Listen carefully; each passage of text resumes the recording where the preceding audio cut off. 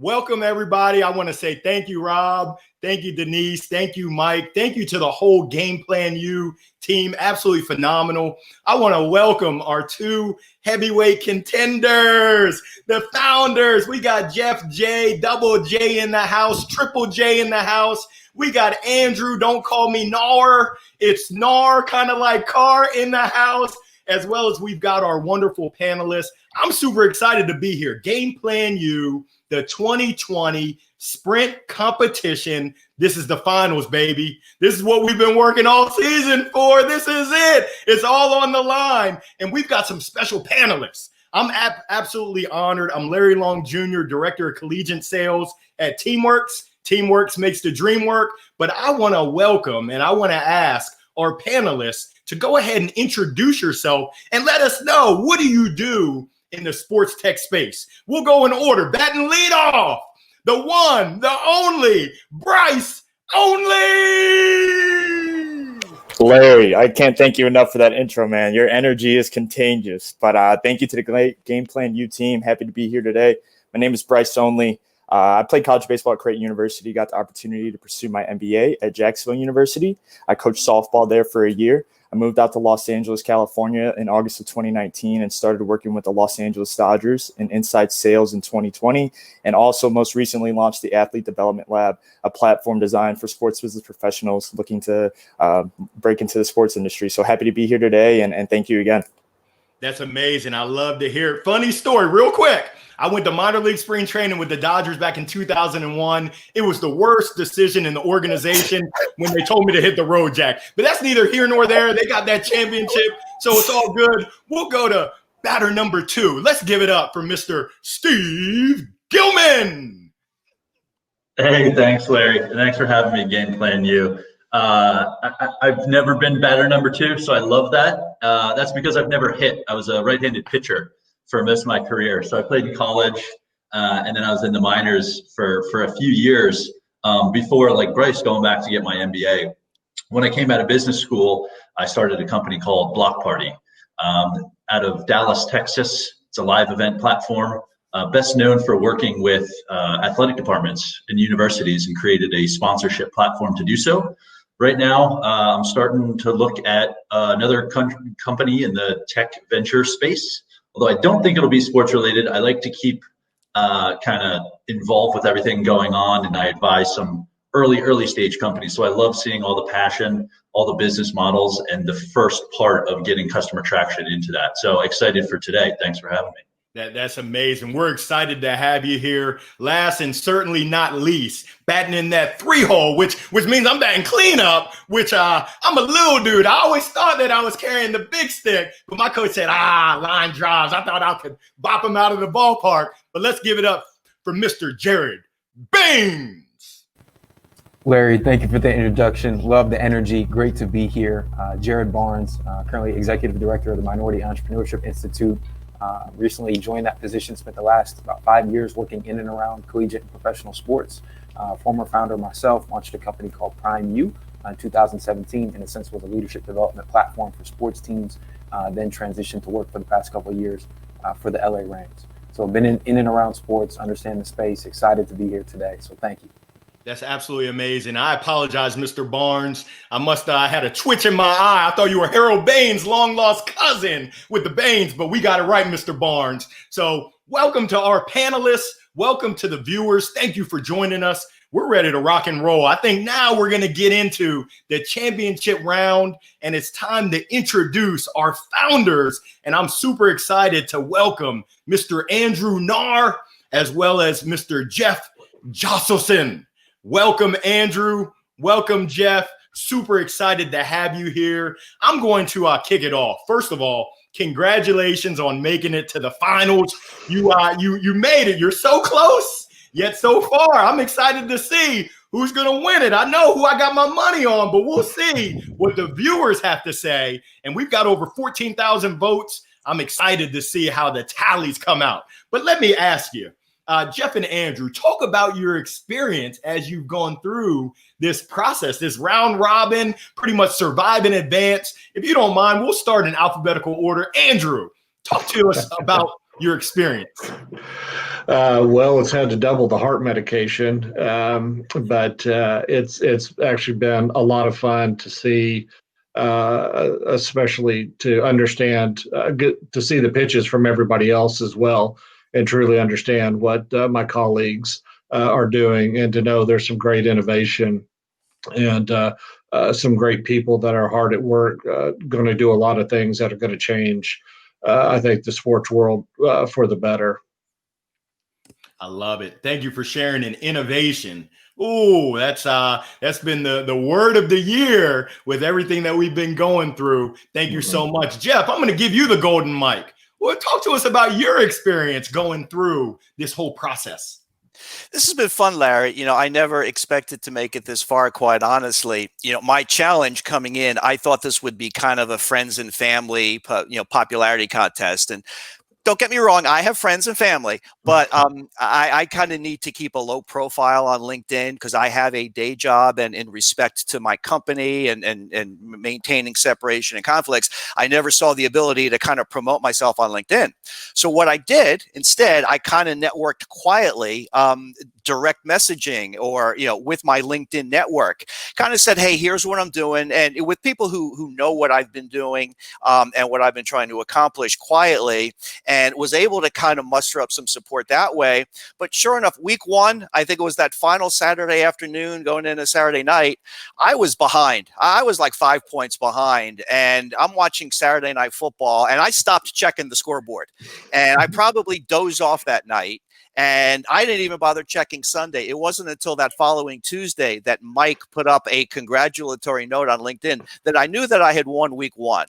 So with that, I said, you know what? There might be something to this. So I think in weeks 2 and 3 and 4, I've tried to mobilize my support still through the same backdoor LinkedIn channels, but maybe, doing it. And fortunately, I think people just independent of my network have checked me out and seen what I'm trying to do and seem to like it too. Now, I'm obviously up against some very formidable competition this weekend, Andrew, so I've got some work to do, but it's been a fun journey. I love it. And I'm going to call you the silent assassin, going incognito out there, drumming up that support. And that parlays into my next question. What did you learn? And we'll start with Jeff here. What did you learn about your network, and how was it asking for their support as you went through the different rounds of the competition? Well, Larry, on networking, I think it's deeper than that. And this whole game plan experience for me goes back all the way to January when I was fortunate enough to participate in Demo Day in Orlando.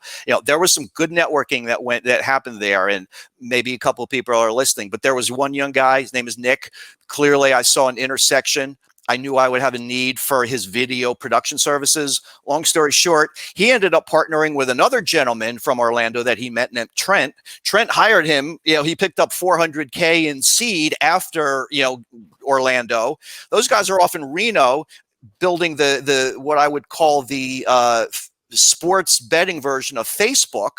Meanwhile, when my video guy, Nick, referred me to him, who's been doing some video work for me, I'm getting ready to circle back out to Trent. And like I said, even Andrew, even though we're competing today, I see some shared goals and a shared audience and a shared business model. So I just, to me, your question about networking, it's really just beyond this 3-week competition. This whole game plan community that Rob and his team have built has been really fun to be a part of. That's absolutely amazing. I appreciate you sharing that, Jeff. And Andrew, I want to hear from you. What have you learned about your network, as well as asking them for their support throughout this entire competition? Well, I'm blessed and humbled every day by the support that Ricotti's had for months. And I think people really understand the vision, understand what we're trying to accomplish, really see the potential in the sports and entertainment world. And when it was announced that this was happening, people reached out to me. So that.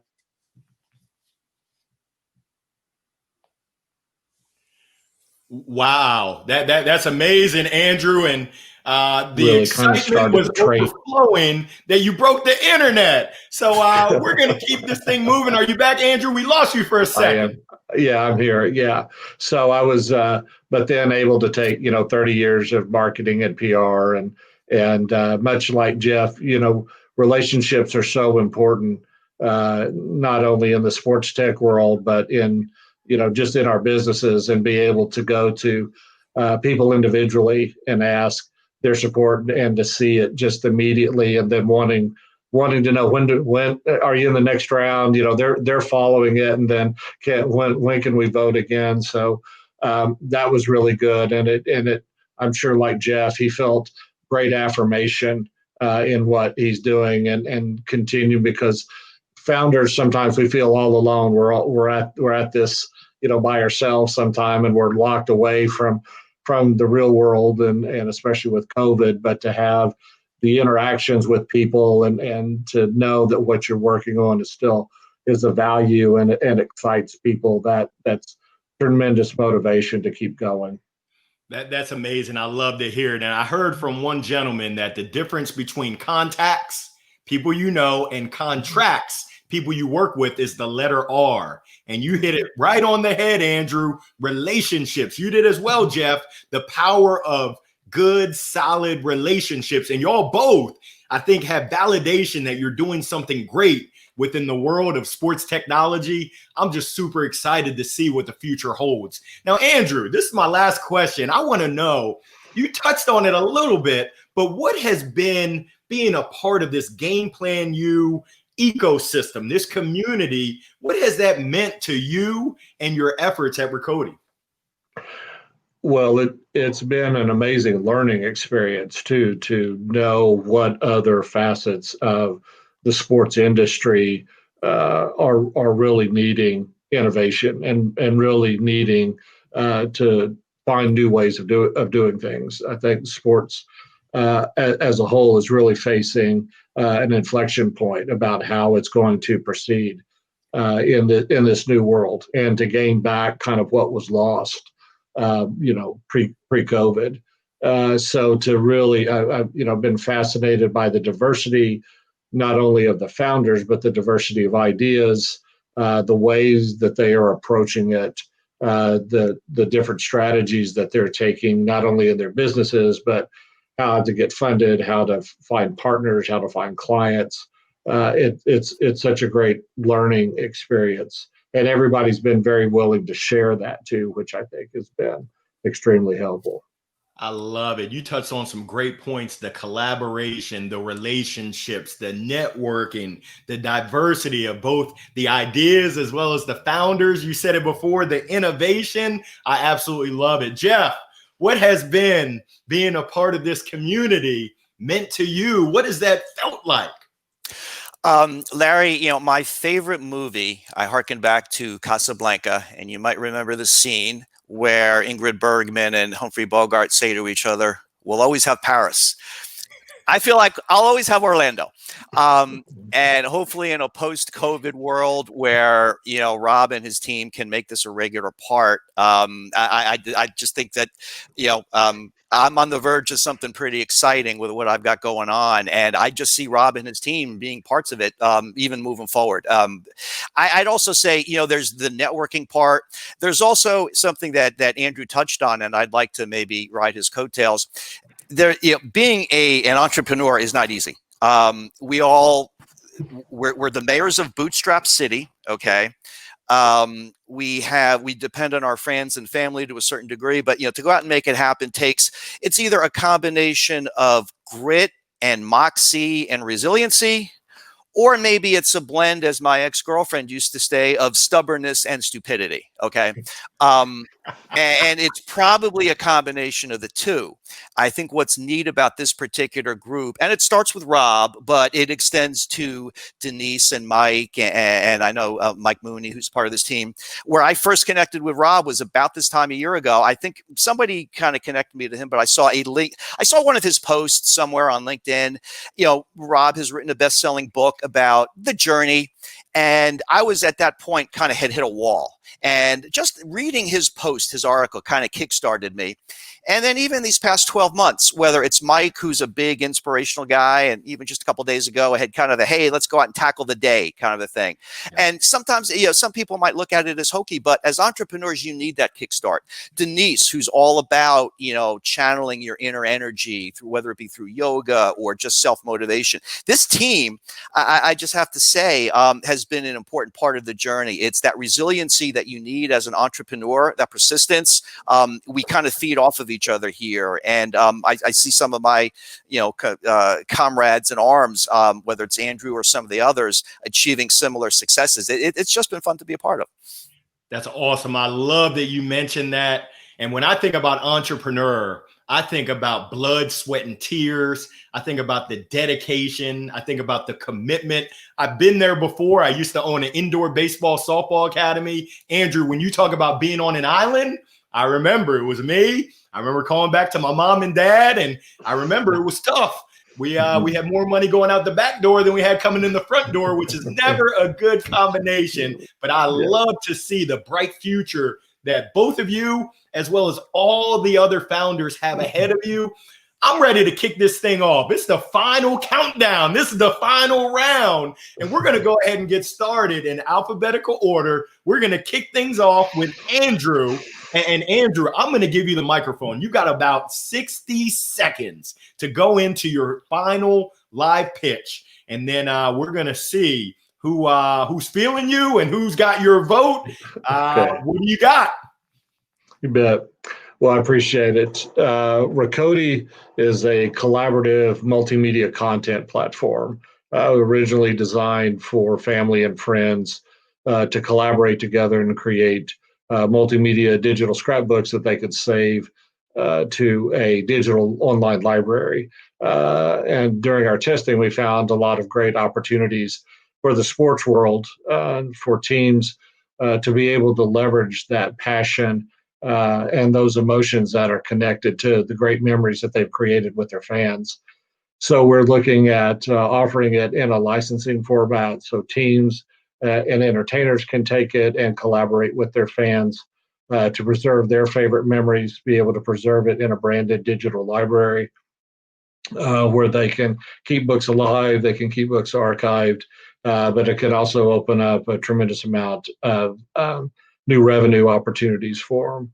And it's an agnostic platform, so people can be preserving archived digital media as well as their social media posts, ranging anywhere from memes to TikToks to Facebook posts, whatever. But it's really meant for people to be able to preserve and relive their favorite memories around their favorite players, their favorite teams, favorite games, favorite seasons, just all of those things that create those special emotional bonds between the fans and teams.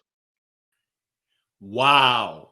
That's absolutely amazing. And Andrew, we're bringing in the panelists. They're going to ask you some questions, but I'm going to lead off this time. Talk to me about the name Ricotti. Where did that come from? What does it mean? Well, I'd love to say as a marketing person, I was the one that came up with it, but it was actually one of our lawyers. But we don't try to let him get too much of the credit. But no, it was Ricotti is a Swahili term to record or to preserve. So it's not a made up name. It actually exists. But it really underscores what Ricotti is all about, is that everybody has a story, everybody has memories that are valuable to them and that are worth preserving. And even down to a personal level, but you talk a cultural level, you talk at a brand level, you talk at a team level, the real power of stories and storytelling, but the collaboration aspect. And I think especially when it comes to sports fans more than anything love to relive memories. I mean, that's what we're all about. Dodgers want to relive the World Series, the Rams want to relive beating my Chiefs on Monday Night Football, last year. Just whatever it is, it's that, and just like Stephen with perfect with Block Party, that how those tailgate experiences could have been preserved within Ricotti, and then people can relive that over and over, because that's what you're all trying to do, is to create these great experiences. You're building these bonds with people, and you want to be able to leverage that in a really effective way. That's amazing. And believe you me, I'm all about telling a story. I came prepared. I love it. So we're going to go reverse order with our panelists. I know that I can see the gears turning. We're going to go ahead and start with Jarrod, Mr. Barnes. What question do you have for Andrew? Awesome. Well, Andrew, first want to congratulate you on all the success you've had to date and the early traction you've been able to already sustain. We'd love to learn a little bit more around your strategy for expansion, right? Just going through your deck, saw some different market opportunities even outside of sports. And then even too, how has your Gen Z consumer base responded to just the concept of preserving memories and engaging with the platform as well? Perfect. Well, I'll tell you what, I'll start with the Gen Z, because I'm glad you brought that up. It's been very interesting, not only the personal response that I received from being able to demo this to Gen Z, but I think the research backs it up as well, as that they're becoming more and more nostalgic. I don't think we give them enough credit about how nostalgic that they are, that memories and life experiences and relationships are very, very important.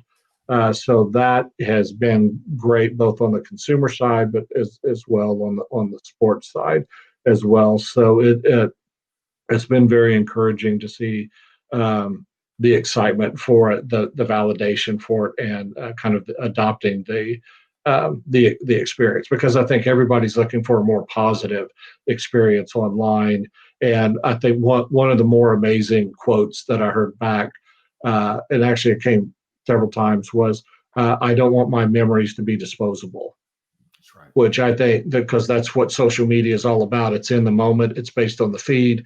You post something, at best you might have a shelf life of 20, 30 minutes. YouTube is a little longer with video, but I think there's that feeling that I'm creating all these experiences, but then they're gone. I want to relive them. That's just how humans are wired. For growth opportunities, we did start out focused on the consumer, but the sports tech world, entertainment really opened up what we think is a tremendous opportunity to really launch us well, so we can put a stake in the ground. But we've also had various other applications. We've had bloggers reach out to us about possibly using it for a new platform. We've had interest in possibly Alzheimer and dementia therapy for families to be able to create these digital scrapbooks, and then for patients to go through therapy looking at these scrapbooks instead of kind of the rudimentary type memory training that are skills that that they go through, because it's more powerful to unlock something that's already in the brain than try to start back from zero. So we feel very good. There's quite a few markets that we could go into, but we're very laser focused on trying to make this sports tech as successful as possible. That's amazing. Great question. Excellent Thanks, answers. Jerry. Thank you so much. I'm going to pass the mic on over to Steve. Steve, what you got for us? Hey, awesome. Thanks, Larry. Excellent job, Andrew. Thanks, Steve. Thanks for the shout out to Block Party. Of course, we used to have a saying that people have an affinity for teams, fans, and brands. So sports and music alike when people share and have those memories. I love what you're doing. I've been waiting for a long time to see more of a storytelling platform come into the sports space where I think the affinity is very strong. So my question is a vision question. How big, if you're just staying with sports, in your wildest dreams, can this get? And 10 years from now, you're helping to capture memories and preserve them. Is there a way that your company can actually help build those memories? So build and capture, and how deep can this actually go when people are talking about their sports teams? Well, that's a great question, because that's what excites me the most, is just what we've tapped into in the U.S. We don't even really discuss the interest that we've received from overseas. And when you're talking the Premier League, you're talking the International Cricket Foundation, you're talking rugby, you're talking Formula One. So there's, and we have, we've been trying to make inroads there. Again, once we launch here, we feel like we can immediately move into these other markets globally, because it transcends all cultures and all sports. It's like I said, it's an agnostic platform. It's how you brand it, it's how you use it. And of course, those are some incredibly passionate fan bases over there as well. A bigger vision for me, I've always had this from the beginning, is I really would like this to become a collaborative viewing concept. And I know there are apps out there that let you kind of watch as you can bring up others to watch as you're watching something. But I really want to take the full Ricotti experience and integrate it into the viewing experience.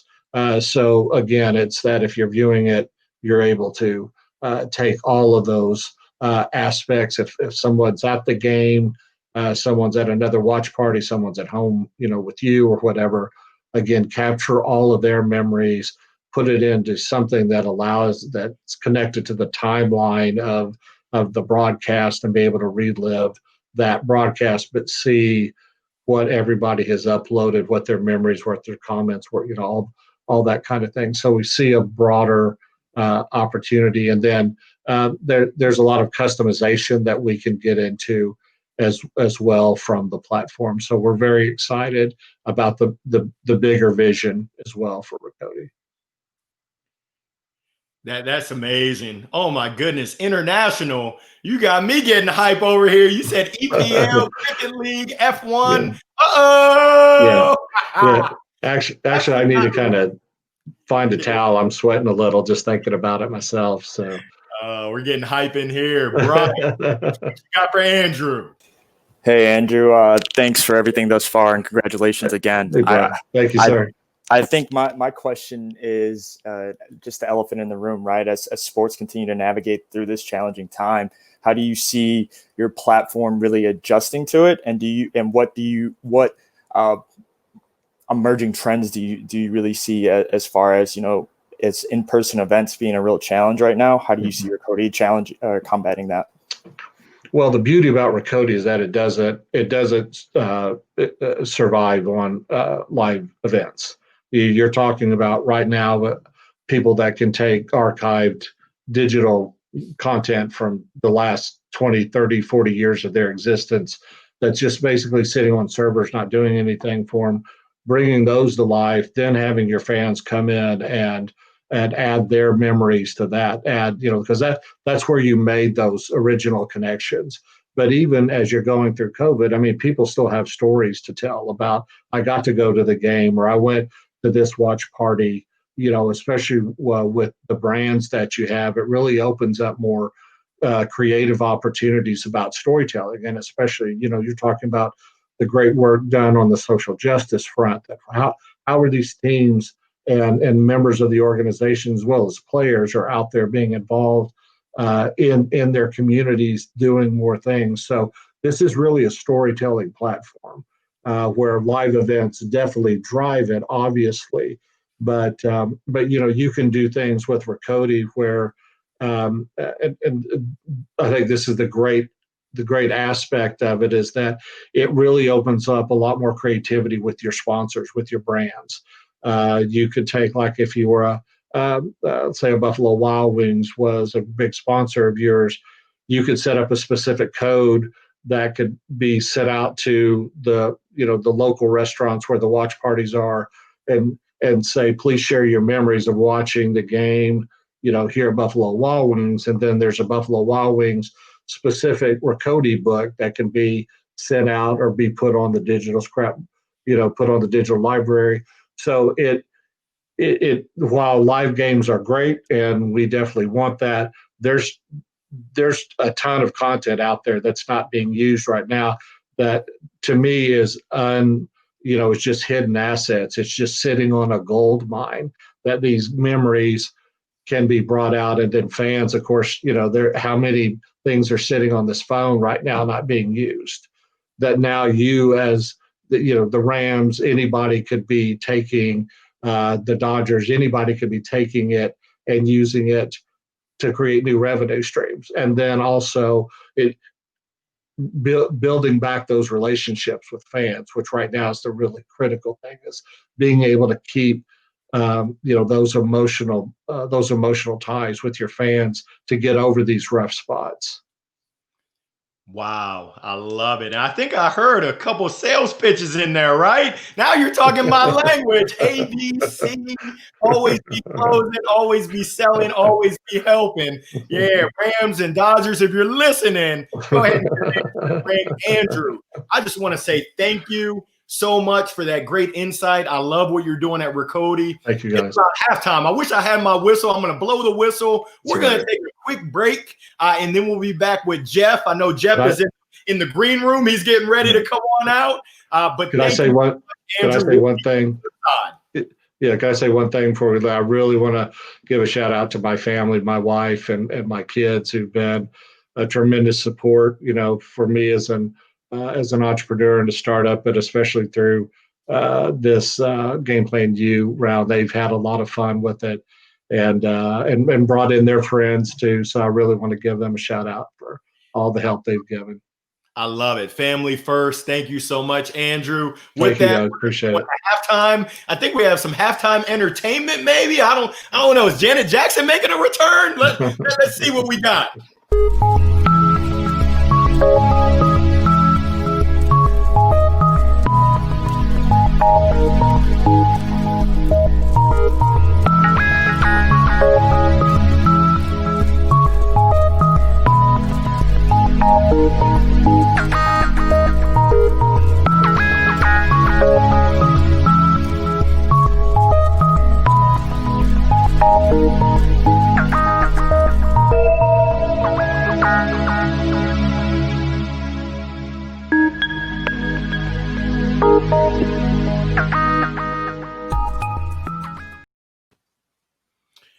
Wow, we are back. That was awesome entertainment right there. Just all the great things that GamePlanU is doing. And now we're back for finalist number 2. Jeff, great to see you. I'm going to go ahead and give you the mic and just ask you to take us through your pitch, and then we'll have some questions from the panelists. It's all yours.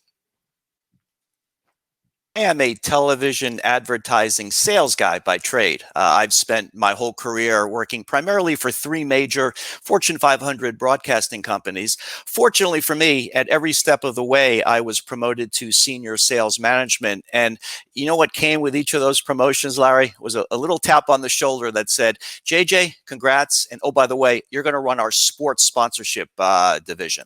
So I started this path in Philadelphia many years ago. I worked for the television station that that carried the Phillies, the Flyers, and the 76ers. I went up to New York, worked for the Fox owned and operated TV station where New York Yankees and New York Giants football was a big part of what we did. So I was running a $90 million ad sales desk and also running point on those sponsorships. And then I wanted to come down to the sunshine. I've been in Miami for the past 15 years doing something similar for CBS, the owned and operated station where Miami Dolphins are a big part of what I do. So somewhere along the way, about 4 or 5 years ago, it hit me that sports is the only content being consumed live on television anymore. Everything else is time shifted, DVR, now live streaming. I just saw, and this goes back to Steve's question about vision in the last segment. I just had this vision a few years ago. I saw this inevitable linkage between live sports telecasts. Certainly, it was already happening with social media. That term second screen has been in vogue for about 15 years. I saw the need to introduce a third screen. And truth be told, I came up with the name of my company, Third Screen Sports, before I came up with my platform. And that was a linkage to the platform. What I created started as Fan Half, and it has now morphed into its cousin, Fan Sharp. I've created a hybrid of daily fantasy sports and live in-play sports betting, legal. My whole goal and my whole vision is to link that to media and live viewership of sports. So the unique differentiation I brought to the market is my platform is a home team angle. It's essentially a contest you play while watching your favorite team, and the questions you're asked essentially ask you to predict how your favorite team will perform in the second half. Fan half, watch the first half, win the second half. And that has morphed into the free version of Fan Half, which is called Fan Sharp. Because of the home team angle, it really gives me 2 big business plays, really 3. And what's fun today is that each of the 4 panelists, all of y'all have some connection to one of my pillars. It starts with media partnership, where I'm in the process of, I have formed a strategic partnership with a top 15 U.S. broadcast company, 26 TV stations, 21 markets. We're getting ready to beta in one of their markets with the goal of rolling this out nationally.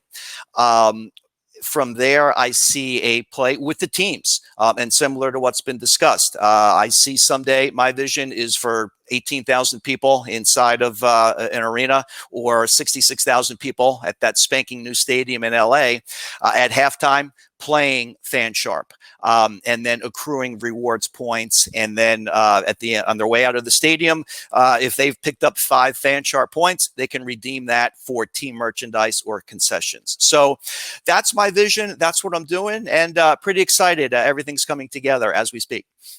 Oh my goodness, Jeff, that's sharp. Fan Sharp. I love to hear it. And oh my goodness, I mean, the journey that you've been on with the second screen and now the third screen, the innovation you've got, and really the fan engagement is phenomenal. I'm going to turn it over to Steve. We're going to go Steve, and then we're going to go Bryce, then we'll go Jarrod. Steve, what questions do you have for my man, Jeff? Hey, yeah, awesome job, Jeff.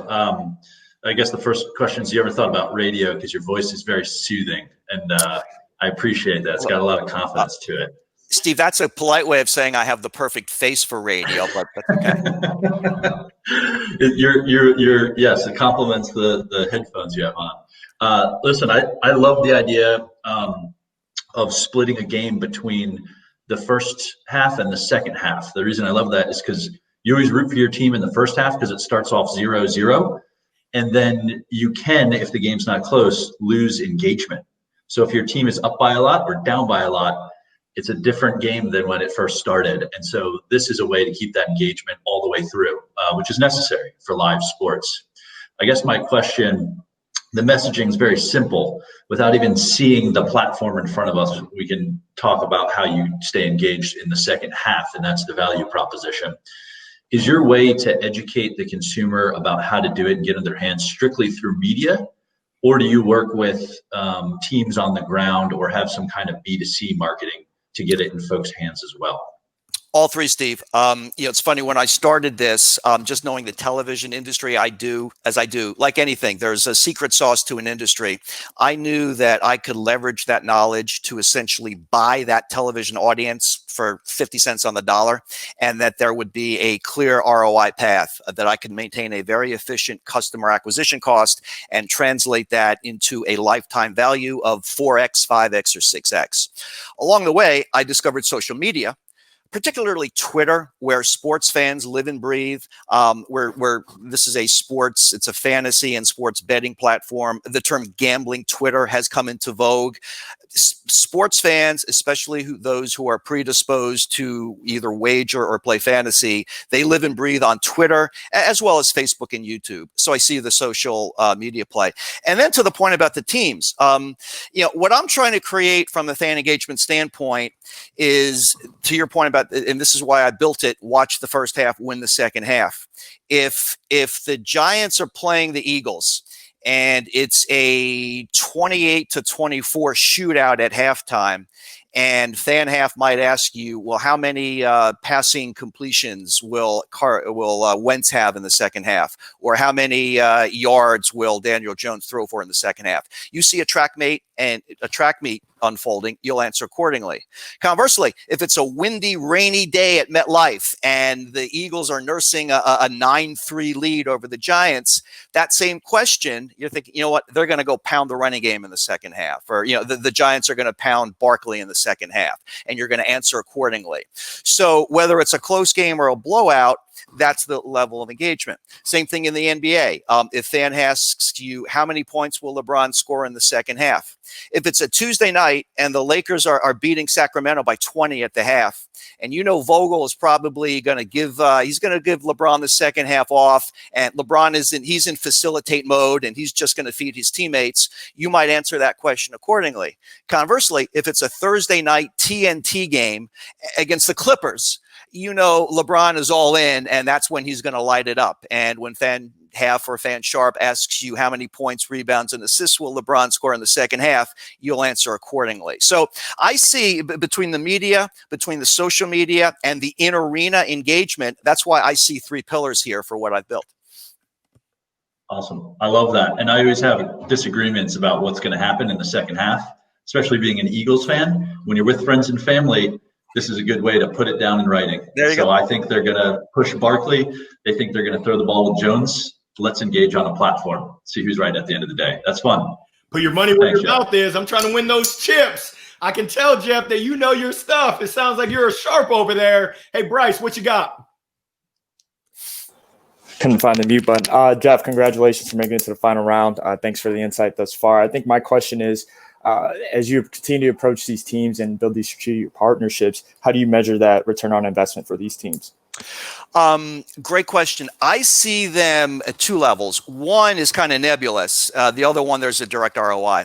I see a sponsorship activation play. Okay. So if you're the Miami Heat and you have a sponsorship deal that exists with Southwest Airlines, and you're getting, a low to mid six-figure sponsorship deal from that, but that their competitor is out there, I want to essentially give the Heat the ability to white label my platform so that next season, in the off season, they can go to Southwest and say, okay, that $300K deal we have for this year, it's up.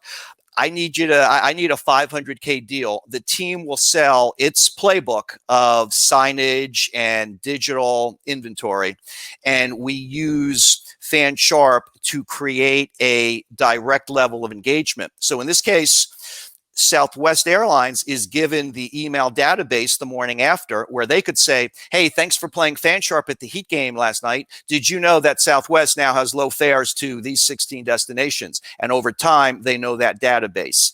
That's a play that JetBlue has activated with Barkley Arena for the Nets and Islanders. And that's something I see.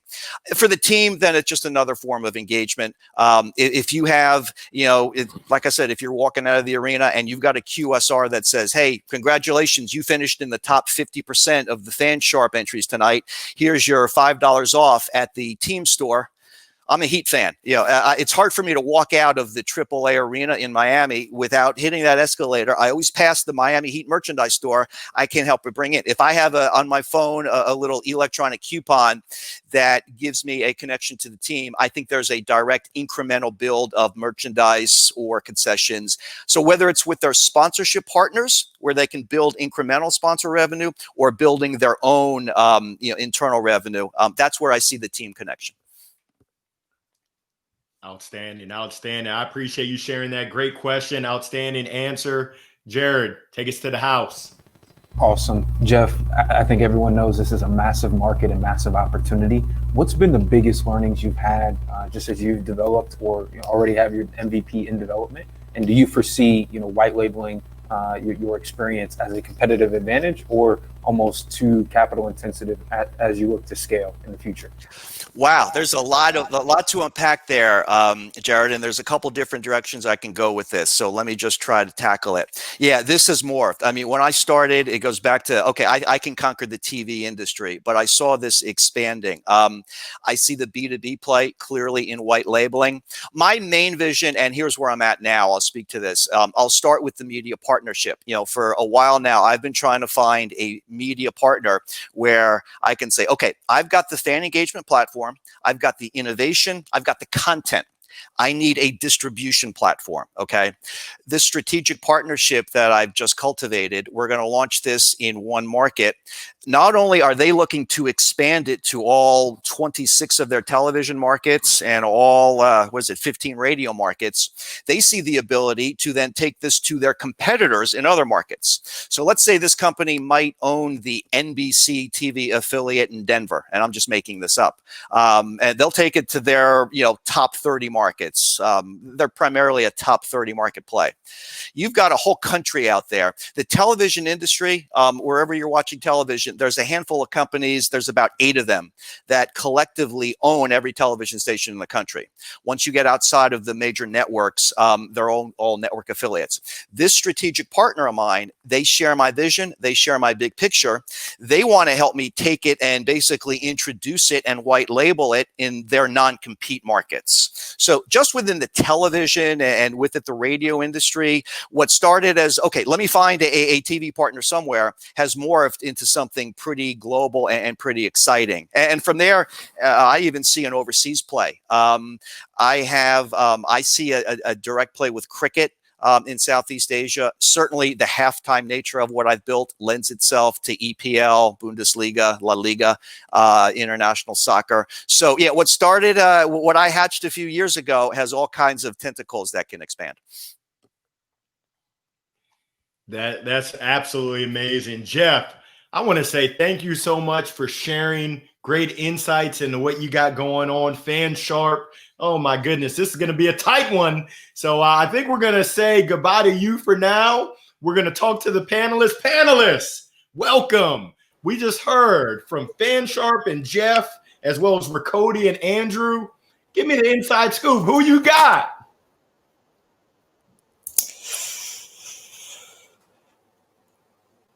I'll jump in here. I think both Andrew and Jeff's ideas are amazing, right? And I think they talked about a lot of different things. That for me, I'm going with Andrew, right? I think, the way he talked about teams being able to create different revenue streams. And to his point, there's a lot of content and memories that people have on their phones of going to different sporting events. And so I think there's some real value in that. So yeah, I'm going with Andrew as the winner. Okay.